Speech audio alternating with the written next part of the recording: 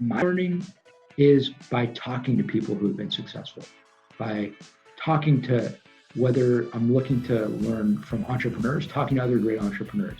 If I'm interested in developing my leadership skills, learning from other great leaders. If I want to become better at anything, talk to people who have been there and done that. So leverage the information and knowledge and expertise that's already on.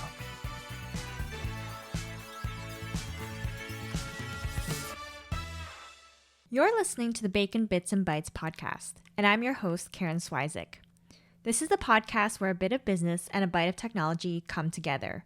Every month, I interview entrepreneurs, investors, startup founders, and people in tech to learn about what drives them and what makes them tick.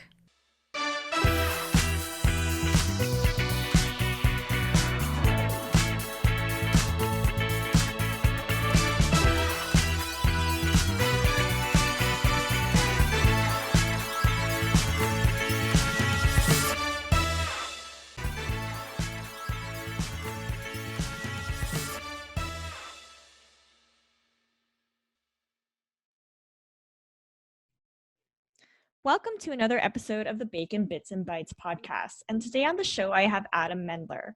Adam Mendler is the CEO of the Veloz Group, where he co-founded and oversees ventures across a wide variety of industries. Beverly Hills Chairs, the leading seller of refurbished Herman Miller Aeron chairs in the country. Custom Tobacco, a one-of-a-kind e-commerce platform where customers can create fully customized private label cigars in real time, and Veloz Solutions, a technology consulting and software development practice. Adam is also a nationally acclaimed thought leader, writer, and speaker on topics including leadership, entrepreneurship, and management. Adam is the creator and host of the podcast 30-Minute Mentors, where each week he goes one-on-one with some of the most successful people in the country on how they got to the top and how listeners can too. Thanks for taking has to do with your career path. So I read in an interview on Medium that you describe yourself as an accidental entrepreneur and that your dream was to run a Major League Baseball team. So after having read that, I was quite surprised because based on what I read on your website, I thought for sure you were one of those kids who's like a natural entrepreneur, always hustling, having a lemonade stand or selling your baseball cards. So I'm curious to know like how you got into entrepreneurship. Yeah, I was not the kind of kid who was watching Shark Tank. Now, granted, Shark Tank didn't exist when I was a kid, but no, I watched a ton of sports when I was a kid. I was actually singularly focused on sports. I loved playing sports. I loved watching sports. I wanted to run a baseball team. I realized at a young age that I wasn't going to be good enough to play baseball professionally. It wasn't until I was done with high school that I realized that I probably wasn't good enough to play baseball in high school. I should have realized that I probably wasn't good enough to play baseball in high school. I should have realized that after playing baseball in high school and losing so many games as captain of the worst high school baseball team of all time.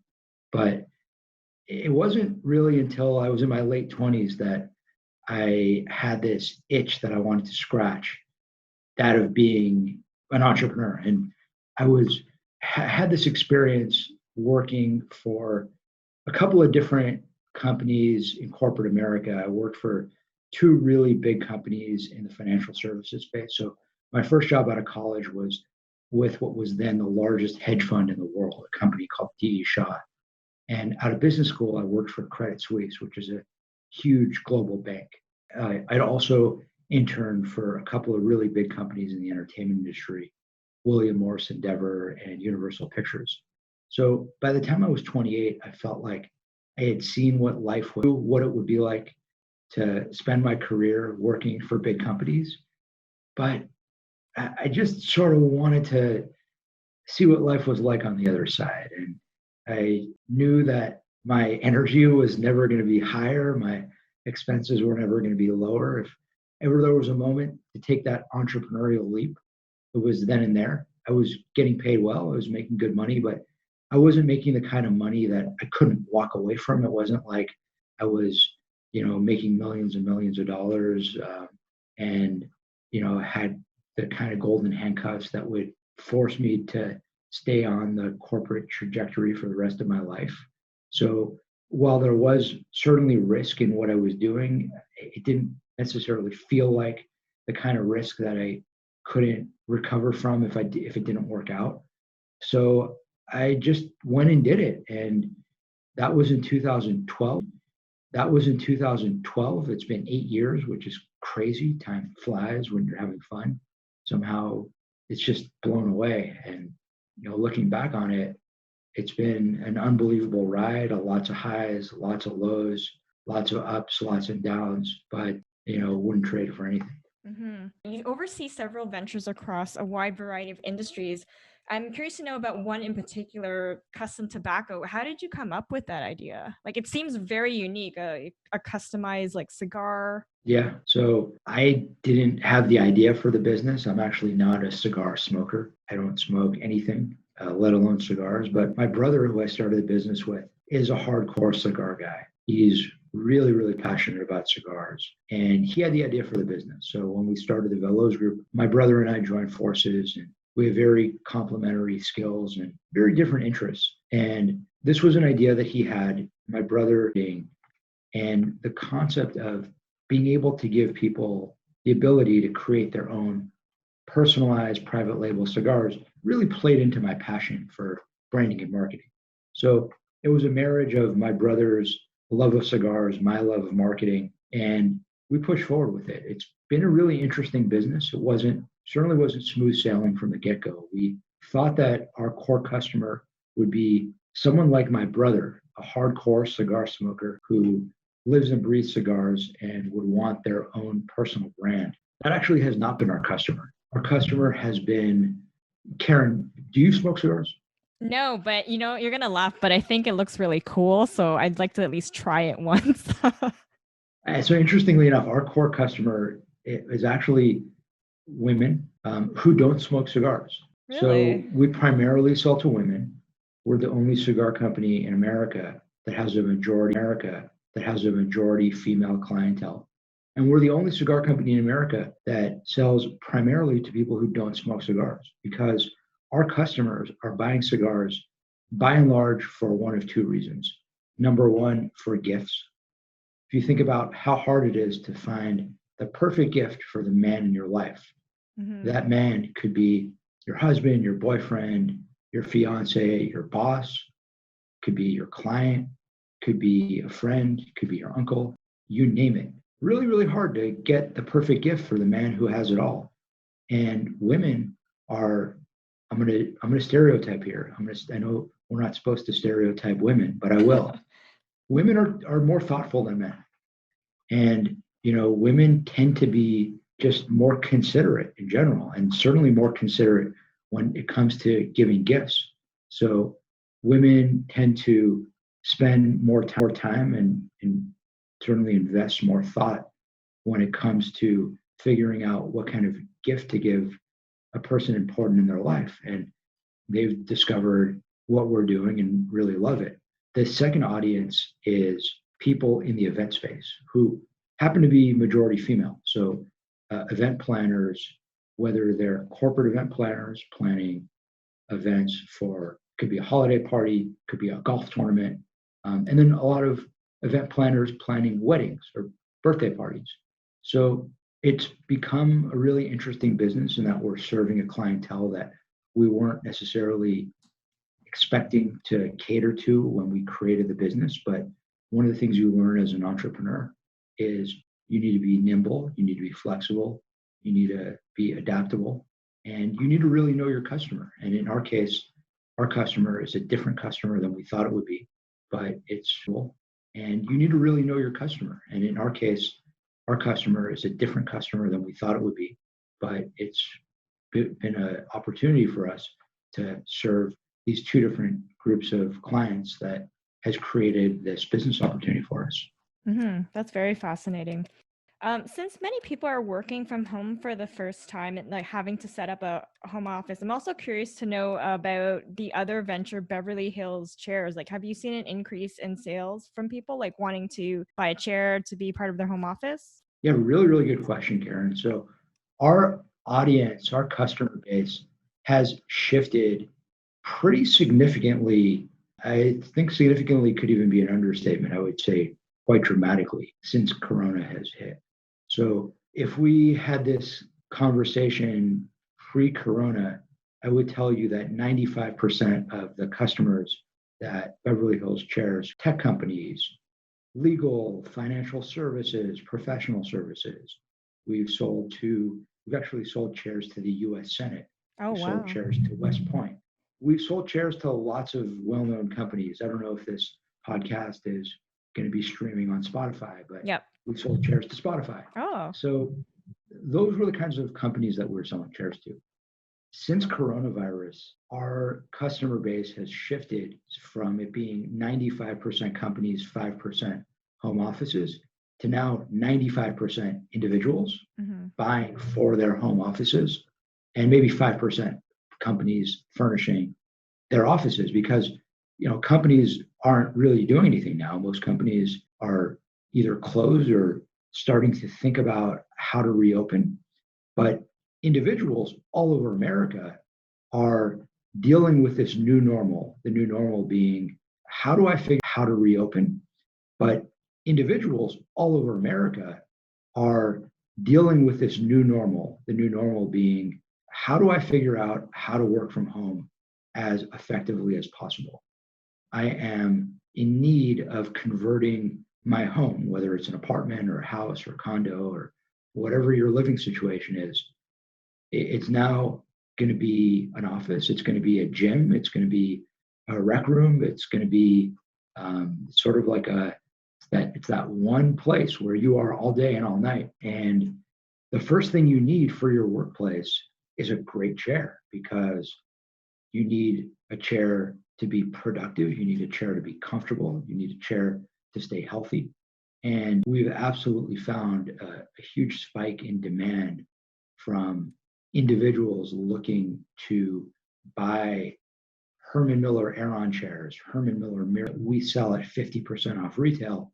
They're coming to us to buy these. So yeah, it has been quite an interesting moment for our business. Yeah, it's just so interesting because you also mentioned about like fitness equipment. And I recall just not too long after the WHO declared the corona to be a pandemic, I looked into fitness equipment, but I couldn't find anything like on Amazon or other fitness equipment stores. Everything was sold out. And I'm actually still waiting on some bands that I ordered a couple of months ago from Amazon. So I have no idea when they're coming. So I've mostly been relying on body weight training, using an old school aerobic stepper and one single resistance band. I feel your pain, Karen, because when this first struck, I'm a guy who I have my workout routine. I'm actually a ClassPass member, and I've been a ClassPass member pretty much from the get-go. Not the day that it started, but I'm actually a ClassPass member, and I've been a ClassPass member pretty much from the get-go. And not the day that it started, but I am as close to a ClassPass OG as there is. And I love lifting weights. I've been lifting weights since college. And since my ClassPass days, I have gotten into yoga. I've probably been doing yoga for 5 years. And I have a couple of other places that I like going to, whether I do a circuit training class or a resistance class. And I would, from time to time, work out at my apartment using a pull-up bar. And that would be the extent of it. I have this one spot where I keep a pull-up bar and I'll do a day of pull-ups. But that's just sort of when I don't have the time to go out and go to the gym. So when coronavirus struck and all the gyms in LA were closed, I was in the state of panic. I'm like, wait a minute, it's not healthy for me to do pull-ups. So I went online and I wanted to buy some resistance bands, and they were all sold out. And oh my God, it was a rough couple of weeks of just pull-ups and push-ups and dips, and finally got my hands on some resistance bands. And I signed up for Beachbody. So I've been doing a Beachbody workout with resistance bands, but it's been all right. But I'm ready for the gyms to open up again and get back out there. Yeah, so. I feel you. It was one of those things where I was so used to going out to the gym because I work from home for the most part. So going out to the gym would kind of be like getting out of the house, taking a break. And I always told people, oh, I can never work out at home. It's not as effective. But again, it's like never say never, right? Yeah, you figure out a way. Totally, Karen. You just figure out a way to make it happen. And I'm with you. Like I was down about the prospect of having to work out from home because yeah, I love getting out and going to the gym and, I work out from home because, yeah, I love getting out and going to the gym and, places that I work out at. You become friends with the people who own the gyms and run the gyms, and you see familiar faces. And I miss that, but at the same time, it sort of is what it is. And you get into Beachbody and you get into your resistance bands, and it's not as fun as what you're used to. And I miss pumping iron and lifting weights, but you still sort of. Yesterday at the end of my workout, I was pretty spent. It was, my legs are sore today, so I'm still kind of feeling it. So, what are your days like now? How do you stay productive and focused?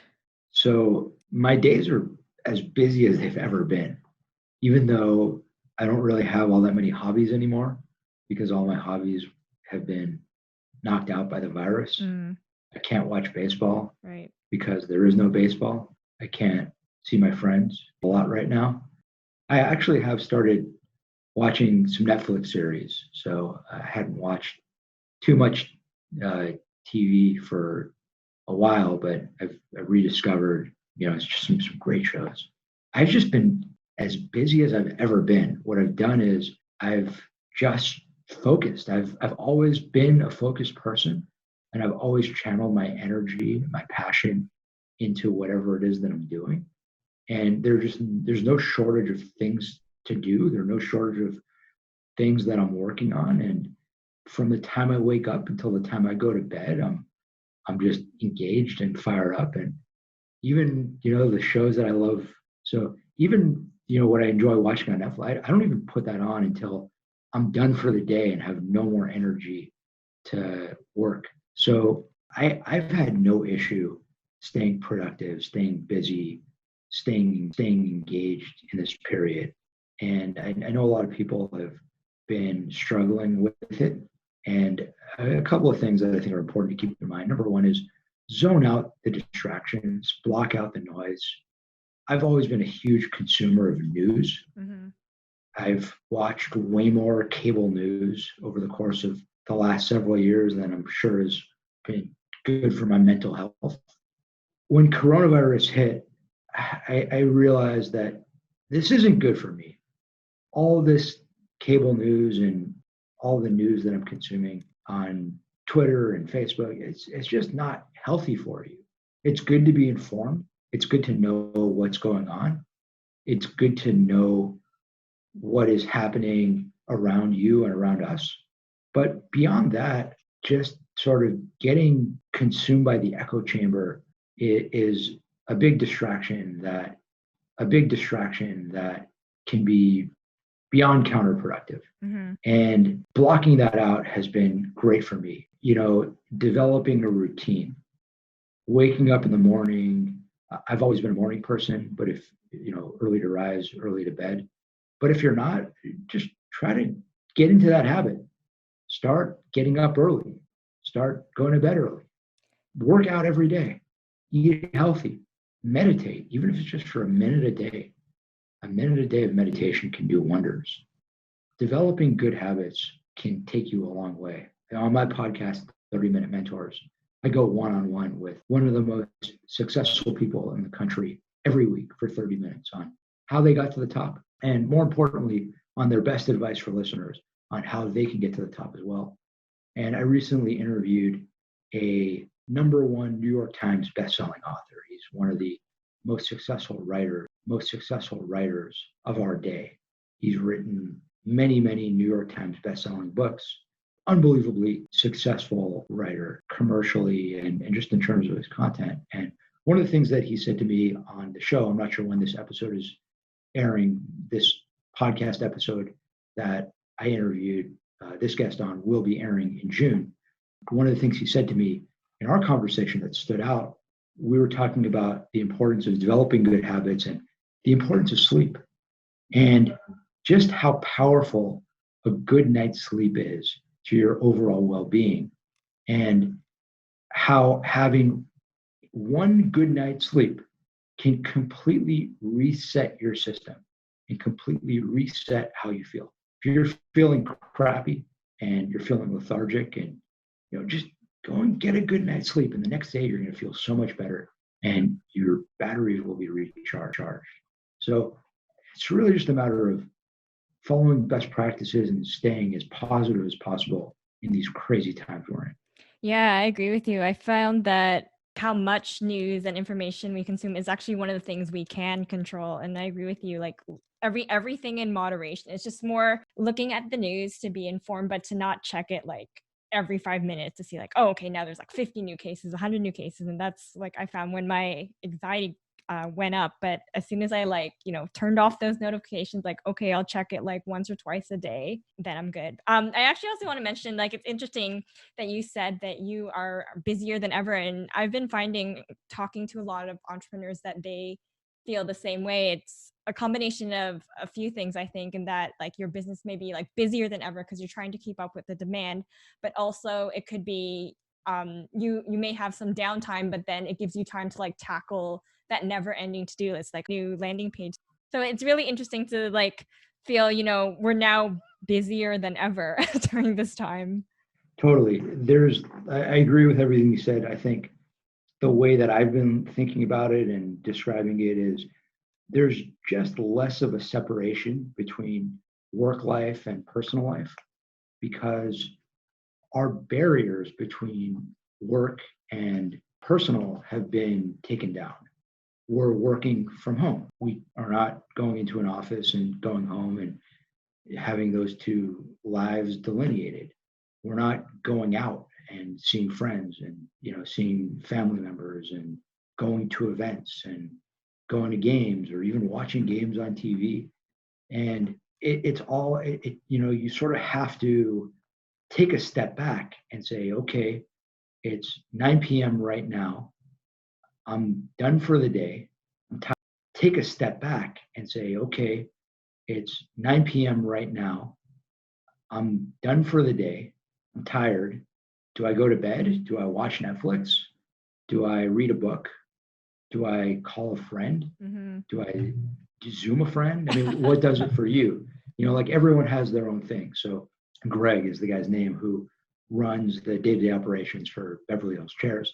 And when coronavirus first started, Greg is a huge baseball fan like I am.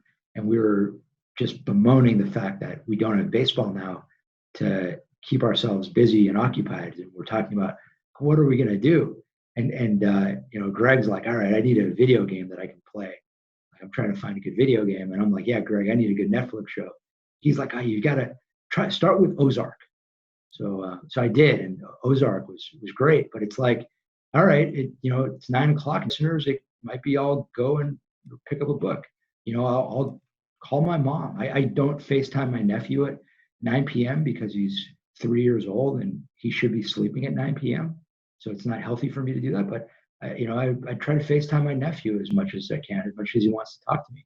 He doesn't necessarily want to talk to me all that much because I don't think he really enjoys FaceTime. But it's just kind of doing things that are different than what we do during our workday. And we can stay busy and stay productive and stay positive all at the same time. Mm-hmm. So I'd like to now talk about bootstrapping. So you've successfully bootstrapped several of the businesses. What are some lessons that you could share with the listeners when it comes to bootstrapping your business? So many. I don't know how much time we have, Karen. I mean, we could dedicate a whole show or a whole season just to bootstrapping your businesses. But a really big lesson is, we could dedicate a whole show or a whole season just to bootstrapping your businesses. But a really big lesson is the importance of focus and the importance of concentration. What we did was the exact opposite of what a bootstrap business should do. So when we started, we had tons of ideas and we pushed on all of them. We had all these different concepts that we wanted to turn into businesses. And we spent our first year and a half pursuing all those different ideas. And after a year and a half, burning through our savings, our backs against the wall, we had this come to Jesus moment. And, for me, it was kind of crazy because I'm Jewish. So for me to have a come to Jesus moment, is a little bit unusual. But, it was what we needed because it forced us to run our businesses the way that all bootstrap businesses should be focused on cash flow. Our cash flow was going in the wrong direction. It was flowing out. Cash should be flowing in. So you need to run your businesses very lean. You need to run your businesses in a way that focuses on your customers. I mean, I think whether you have a bootstrap business or not, you need to be customer centric. But when you do have a bootstrap business, if you're not customer centric, you're going to be out quickly because your customers are your business. So we can go on and on about this, but in summary, focus, number one. Number two, focus on cash flow. And number three, focus on your customer. Mm-hmm. So what made you decide to bootstrap versus seeking out funding? These weren't necessarily business concepts that were investor type businesses. So if you're going to go and raise money, you need to understand what kind of business you have and whether it's a business that's appropriate for investors or not. The businesses that we have are not hockey stick businesses. They're not businesses that are going to be enticing to Silicon Valley. They're not businesses that are going to give anyone a massive exit. These are traditional cash flow businesses. They're businesses that, when you think about it, we're selling products to customers for a profit, whether it's an office chair or a cigar. We have a software development business where we're building software for companies. We're not really doing anything that an investor is going to look at and say, wow, with an injection and infusion of capital, we're going to be able to 10x our investment and do so in a really short amount of time. So, that aligns with investor priorities. Our businesses aren't those. So really important lesson for entrepreneurs thinking about raising money is make sure that your idea is the kind of idea that will be enticing to investors. Yeah, that's really great advice. I think a lot of the times people just automatically think right at the beginning, oh, I need to raise money. I need to, get funding, when in fact, sometimes the business might not be suitable for investors. So who or what has shaped you to be the person you are today? Wow, Karen, that's a big one. You're really going deep here. Yeah, it's what I do. I think that the best way to answer that is to think about the name of my company, the Veloz Group. I named it after the street I grew up on, Veloz Avenue. Everything that I am today, for whatever I am today, is a reflection of my upbringing, is a reflection of how I was raised, who raised me, the people that brought me up, the people that influenced me along the way, every step of the way. My parents, the mentors who gave me so much guidance and wisdom in every step of this journey, my friends. I mean, it's the line, it takes a village. It really does.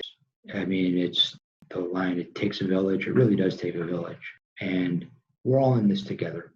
My show, 30-Minute Mentors, is really a byproduct of my belief in the power of mentorship, in the power of not only having a great mentor who helps you along the way, but a concept that I call mini mentors, people who might help you in a more limited capacity, in a more informal capacity. Maybe they helped you one time. Maybe they gave you one piece of advice once that was really, really impactful, really, really influential. Maybe they did something for you that changed the trajectory of your journey. And I can tell you, I'm 36 right now. If this episode airs before the middle of August, I'll still have been 36 to your listeners. If anyone listens to this after August, I'll be 37 then. And if there's one thing that hopefully anyone listening to this podcast, anyone listening to my podcast, anyone listening to any of our content can take away, it's the importance of community. It's the importance of really connecting with and learning from each other. So with respect to failures, if you don't mind sharing, what are some of the biggest failures in your life and how have you overcome them? And I don't know if we have enough time for that. I mean, that's a huge topic, Karen. I mean, I fail every single day. Every day is a failure. every day is a success and every day is a failure. Every day you're making mistakes. Look, if you're not failing, you're not trying. A mentor of mine, former mayor of Los Angeles, Richard Reardon, had a great line. He was my professor when I was in business school, and he would tell us, only a mediocre person never makes a mistake. And I believe that so strong when I was in business school, and he would tell us, only a mediocre person never makes a mistake. And I believe that so strongly. Only a mediocre person never makes a mistake. If you're not failing, you're not trying. And Karen, when I say we don't have enough time for that, I mean it sincerely, because I've failed so many times. I mean, we can just talk about all the failures that I've already shared with listeners.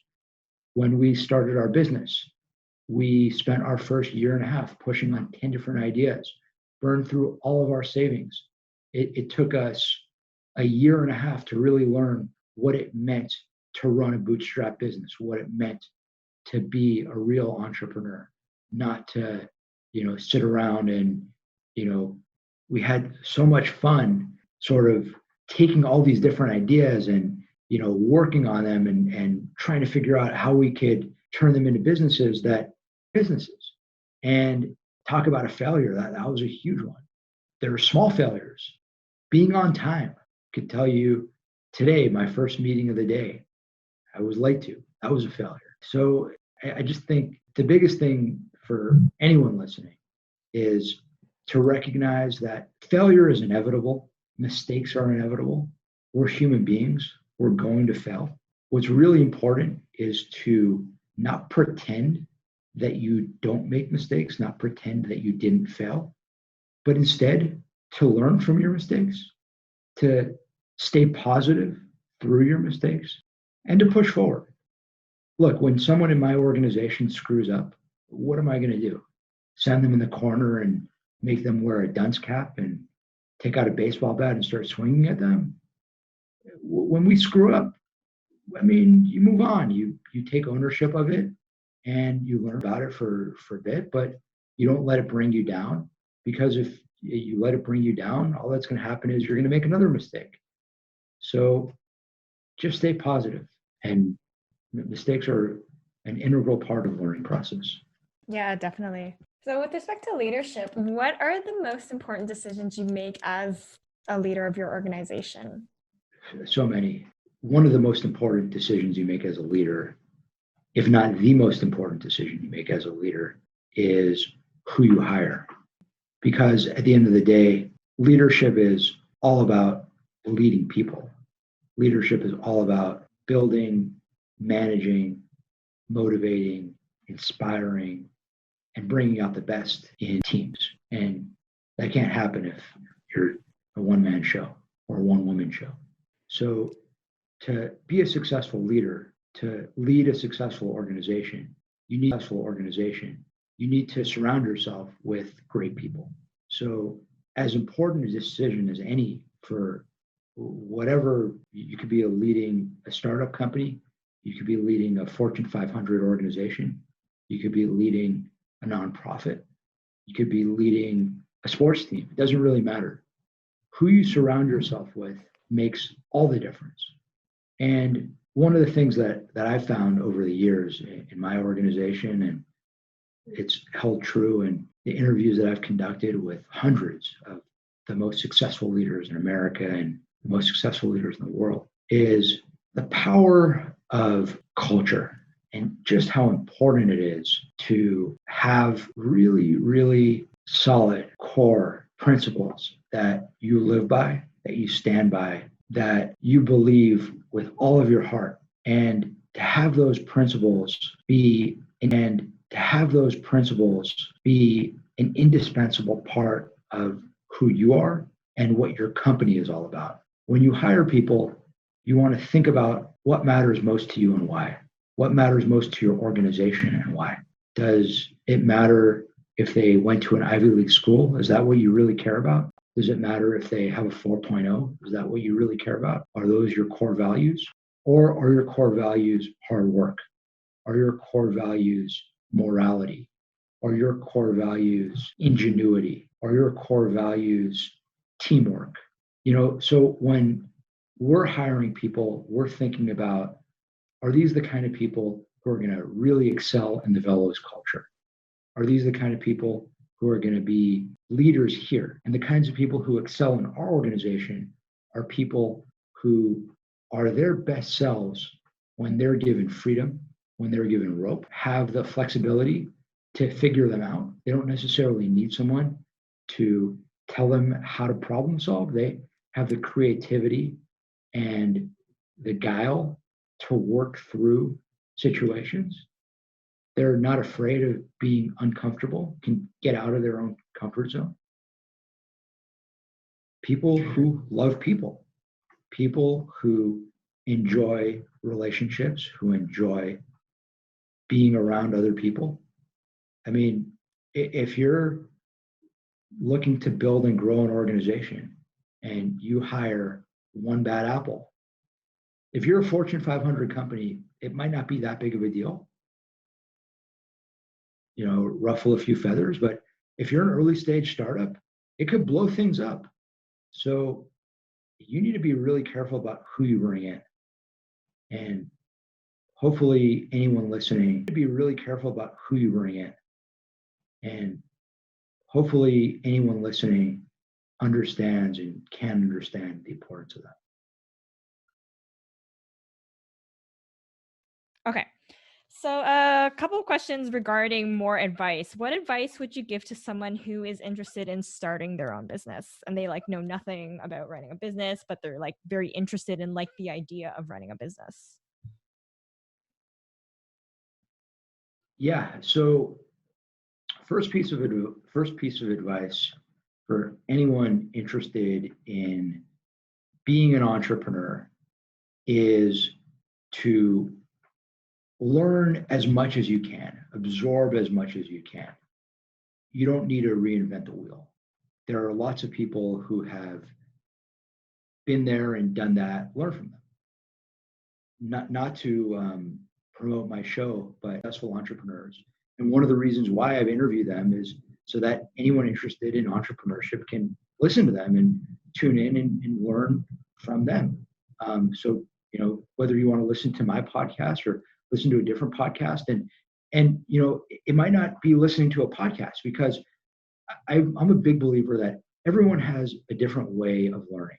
So for someone, it could be listening to a podcast. If they're listening to this show, there's a good chance it's listening to a podcast. But for other people, it could be picking up a book. Maybe your preferred way of learning is by picking up the book written by an expert. So I've interviewed, for example, the episode's going to be airing, I believe, in July. I interviewed the co-founder of Square, and he wrote a book on how to be a great entrepreneur. He started business after business after business that's been successful. The one that people have heard of around the country is Square. On how to be a great entrepreneur, he started business after business after business that's been successful. The one that people have heard of around the country is Square. His name is Jim McKelvey. He was a co-founder with Jack Dorsey. And you could read his book if you don't like listening to podcasts. If you do like listening to podcasts, I interviewed the co-founder of Kayak. I interviewed the co-founder of FanDuel. And, there are lots of other great podcasts out there. My way of learning is by talking to people who have been successful, by talking to, whether I'm looking to learn from entrepreneurs, talking to other great entrepreneurs. If I'm interested in developing my leadership skills, learning from other great leaders. If I want to become better at anything, talk to people who have been there and done that. So leverage the information and knowledge and expertise that's already out there. Mm-hmm. And so my final question for you is, what advice would you give to the family member? That's a good one. Best advice is to be really thoughtful about it, to really think through the implications of it. It's not for everyone. It's definitely complicated, and it can work and it can not work. It's worked for us, and it's actually worked for a lot of people I've interviewed. I interviewed the founder and CEO of Hint Water, and she works with her husband. And that was one of the questions I asked her was, Kara, what's it like being in business with your husband? And she said, it's the best thing ever. And I know other entrepreneurs who work with their spouses and it's a complete disaster. And I think it really depends on your relationship with a family, member that you're going into business with. Mm-hmm. The one thing that you need to recognize is that once you go into business with your family member, there's never going to be a separation between business and family. That is something that you're going to have to accept. And I don't think that that's something that people realize. It's definitely not something that I realized. I don't know that my brother realized that, but there's literally zero separation between business and family. Whenever we're hanging out in a family setting, we're always talking about business. Whenever we're in a business setting, there's the underlying understanding that it's family, for better or worse. And, you need to understand that, you need to appreciate that, and you need to accept that. And if that works for you, great. If that doesn't work for you, then don't do it. But there are lots of really successful, and there are lots of family members that have gone into business together and it hasn't worked out. But remember, family first, business second. Don't allow business to ruin any relationships, whether they're friendships or relationships with loved ones, because life is all about relationships. Money is important, but nothing is more important than our loved ones. Mm-hmm. I like that. So thanks again for being on the show and for sharing all of your wisdom today. Thank you, Karen. This was great. Thanks so much for having me. Really enjoyed it. Had a great time with you and really enjoyed the opportunity to talk about all these different topics with you and with your listeners. Thanks again, everyone, for tuning in, and stay tuned for more episodes. Ciao for now. Thank you so much for tuning in to this episode of the Bacon Bits and Bites podcast. If you enjoyed the content, please subscribe, leave a review on iTunes, and share this podcast with your family and friends. You can follow her, it's Bacon Bits _bites. Ciao for now.